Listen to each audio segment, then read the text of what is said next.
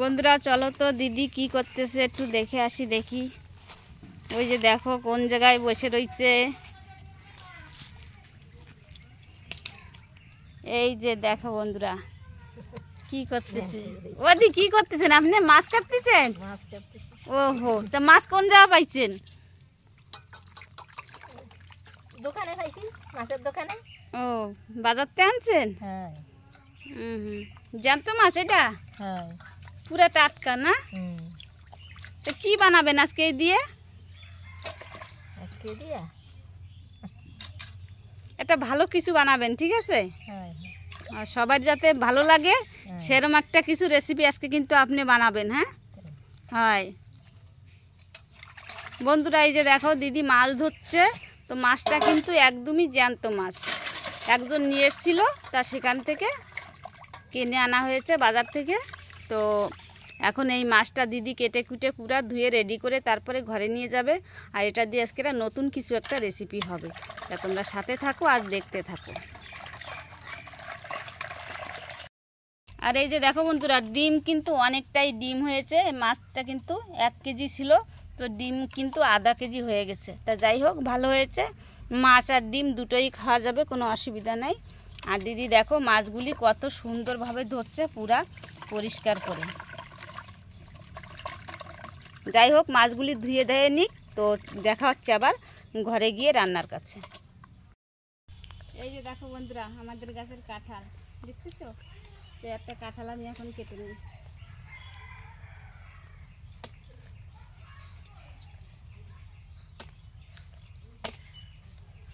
এই দেখো, দেখেছো কত সুন্দর গাছের টাটকা কাঁঠাল। এই দেখো কাঁঠাল এখন আমি কাটবো। একটু সরষের তেল মেখে নিচ্ছি বটিতে, তাহলে আর বটিতে লাগবে না, আর হাতেও লাগাই নেব। আর এই যে দেখো কাঁঠাল কেটে এর ভিতরে থবো। এর ভিতরে আমি লবণ আর হলদি দিয়ে দিয়েছি জলের ভিতরে। এরকম করে কাঁঠাল কাটার পরে যদি এরকম করে রাখা যায়, তাহলে কিন্তু কাঁঠালের কষ আর থাকবে না।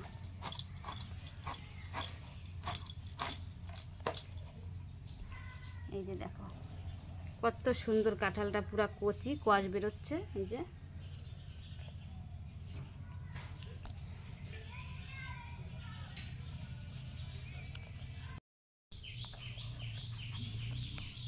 এই কাঁঠাল দিয়ে যে কি রান্না হবে? এই কাঁঠাল দিয়েই আজকে মাছ রান্না হবে। আর মাছ রান্না করতে গেলে কাঁঠালটার এই যে যে ভিতরে যে এইগুলি থাকে, এইগুলি কিন্তু ফেলে দিতে হবে, খালি এই অংশটাই নিতে হবে। এই যে দেখো কাঁঠাল কাটা হয়ে গেছে। দেখো একটুও কষ নাই, ঠিক আছে? এই যে হলুদ আর লবণ জলের ভিতরে আমি দিয়ে দিয়েছি, কষটা কিন্তু পুরা সুন্দরভাবে ছেড়ে গেছে। আর আমার হাতটাও দেখো পুরো পরিষ্কার, কোনো কষ নাই। এই যে দেখো বটিতেও কিন্তু কষ লাগে নাই। কাঁঠালটা তোমরা যদি কাটবে তো এরকম করেই কাটবে, তাহলে কিন্তু আর কষের কোনো ভয়ই নাই। আর এই যে দেখো কাঁঠাল আমি অর্ধেক রেখে দিয়েছি, সবটা লাগবে না। তো অর্ধেকটাই আমি এই যে কেটে নিয়েছি। এবার আমি দুটো আলু কেটে নেব।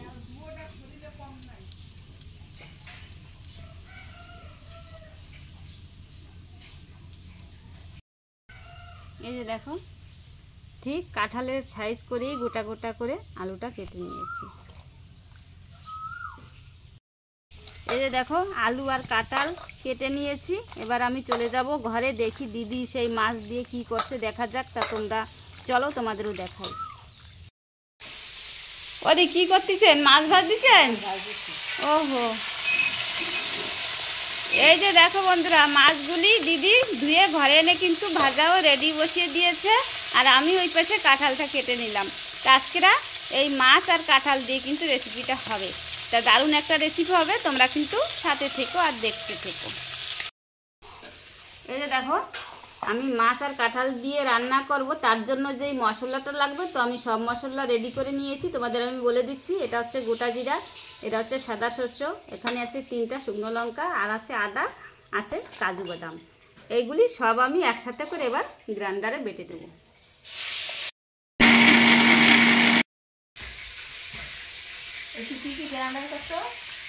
এতে দিছি কাজু, আদা, গোটা জিরা, শস্য, আর দিছি 3টা লঙ্কা। তারপরে ভালো করে গ্রাইন্ডার জারে দিয়ে আমি পিষে নিয়েছি। আর এতে চাইলে পেঁয়াজ রসুনও দেওয়া যায়, কিন্তু আমাদের ঘরে অনেক আমিষ নিরামিষ লোক আছে, তার জন্য আমি পেঁয়াজ রসুনটা স্কিপ করলাম, ওটা দিলাম না, নিরামিষই রান্না করব। আর ওরকম করে যদি পেঁয়াজ রসুন দিয়ে রান্না করা যায় তাহলে কাজুটা না দিলেই ভালো হয়, তাহলে পেঁয়াজ রসুন দিলে ভালো লাগবে। আর এই যে আমি যে নিরামিষ করব সেজন্য আমি কাজু বাদামটা দিয়ে দিয়েছি, যাতে একটু টেস্ট আরও ভালো হবে। এই যে দেখো বন্ধুরা, আমি সুন্দরভাবে মিহি করে মশলাটা কিন্তু বেটে নিয়েছি। আর ওই পাশে চলো, সেই কাঁঠাল আর আলু কিন্তু আমি একটু সেদ্ধ করে নেবো হালকা, তো আমি সেদ্ধটা বসিয়ে দিয়েছি, তোমাদের আমি দেখাচ্ছি। এই যে দেখো, কাঁঠাল আর আলুটা একটু অল্প একটু আমি সেদ্ধ করে নেব, বেশি না, 2 মিনিট, তাহলে রান্নাটা অনেক সহজে হয়ে যাবে আর এই কাঁঠালটা ভালোভাবে সেদ্ধ হয়ে যাবে। এই দেখো, মাছগুলো কিন্তু সুন্দরভাবে লাল লাল করে ভেজে তুলে নিয়েছে। এই দেখো, সেই মাছ ভাজা কড়াইতেই তেল বসিয়ে দিয়েছে রান্না করার জন্য। আর এই যে তেলের ভিতরে দিয়ে দিল এই জিরা, আর দিয়ে দেবে তেজপাতা।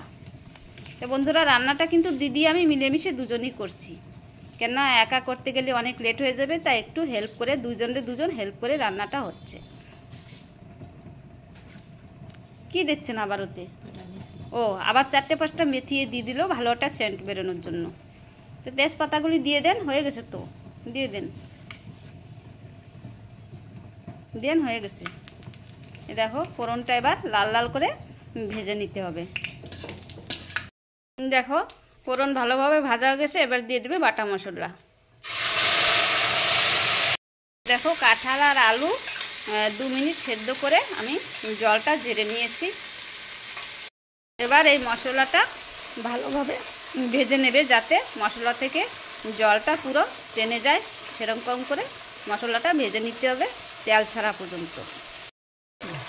এই যে দেখো, মশলা থেকে কিন্তু তেল ছেড়ে দিয়েছে, এবার দিয়ে দিতে হবে পরিমাণ মতো লবণ, লঙ্কা আর হলুদ। দেখো, এখন এই যে আমি একটা বাটিতেই তুলে রেখেছিলাম লবণ আর হলুদ আর লঙ্কার গুঁড়ি, সেটাই আবার এই যে বাটা মশলার ভিতরে দিয়ে নেড়েচেড়ে ভেজে নিচ্ছে।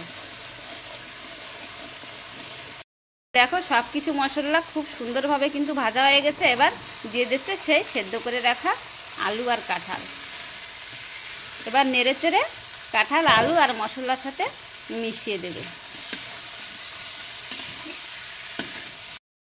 এই যে দেখো, আমি এবার এক চুলাতে কিন্তু গরম জল বসিয়ে দিয়েছি, এই রান্নাটা করার জন্য গরম জল লাগবে।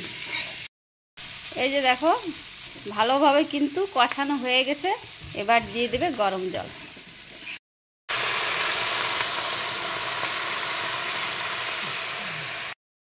দেখো, এই যে আমি আরেকটা ছোট কড়াই বসিয়ে নিয়েছি, আর এর ভিতরে আমি একটু তেল দিয়ে দিয়েছি। এবার এই বড়িগুলি ভেজে নেব, সুন্দরভাবে লাল লাল করে নেড়ে চেড়ে একটু ভেজে নেব।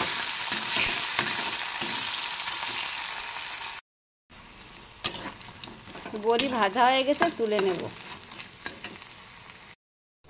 ঝোল ফুটে উঠেছে, দিয়ে দেব বড়ি,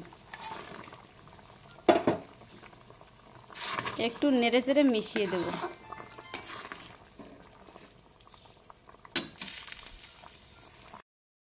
দেখো, বড়িটা দিয়ে একটু মিশিয়ে নিলাম, এবার দিয়ে দেব ভেজে রাখা মাছ।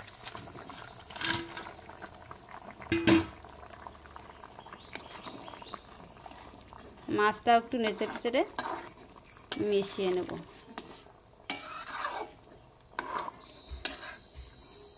কাঁঠাল আর আলুটা কিন্তু বন্ধুরা ভালোভাবে সেদ্ধ হয়ে গেছে, কারণ আমি আগে থেকে একটু সেদ্ধ করে নিয়েছিলাম, তারপরে আবার গরম জল দিয়ে দিয়েছি, খুব সুন্দরভাবে সেদ্ধ হয়ে গেছে। তো এই যে মাছটা আমি দিয়ে দিয়েছি, এবার আমি আর বেশি না, আর একটা 3 মিনিট জাল করে নিয়ে নেব, তাহলেই হয়ে গেল আমার রান্না রেডি। তা তোমরা সাথে থাকো আর দেখতে থাকো। আর এই কাঁঠাল আর মাছের ভিতর পড়েছে বন্ধুরা বড়ি, ও খেতে কিন্তু দারুণই হবে। খেতে যাচ্ছি, সেই যে আমার একটা ক্ষেত ছিল, ছোটোখাটো ক্ষেতটা, সেটাতে আমি যাচ্ছি এখন ধনেপাতা আনতে। আর দেখো বন্ধুরা, গাছে কত বেগুন হয়ে রয়েছে, সব গাছেই কিন্তু কচি কচি বেগুন। আর প্রচুর পরিমাণে কিন্তু এই ক্ষেতটাতে বর্ষা পড়ার পর কিন্তু শাক হয়েছে।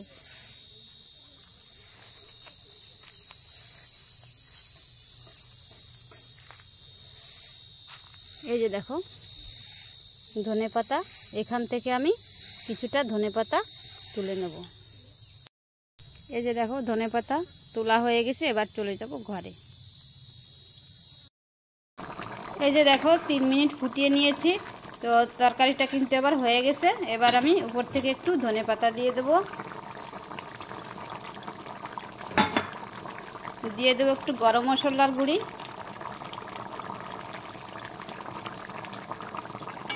নেড়ে চেড়ে মিশিয়ে দিয়েই উঠিয়ে নেব। দেখো বন্ধুরা, তরকারিটা আমি তুলে নিয়ে এসেছি গ্যাস থেকে। তো কেমন দেখা যাচ্ছে তোমরা দেখেই বন্ধুরা বলো। আর খেতে কিন্তু বন্ধুরা দারুণ লাগে। তোমরাও কিন্তু এরকম করে মাছ, কাঁঠাল আর বড়ি দিয়ে রান্না করে ঘরে একবার হলে ট্রাই করে দেখো, খেয়ে দুর্দান্ত একটা রেসিপি। তা আমাদের রেসিপিটা তোমাদের কাছে ভালো লাগলে লাইক, কমেন্ট, শেয়ার করো আর পাশে থেকো। আর দেখা হচ্ছে এরকম নতুন নতুন রেসিপি নিয়ে। তো তোমরা ভালো থেকো, সুস্থ থেকো। Tata, bye bye.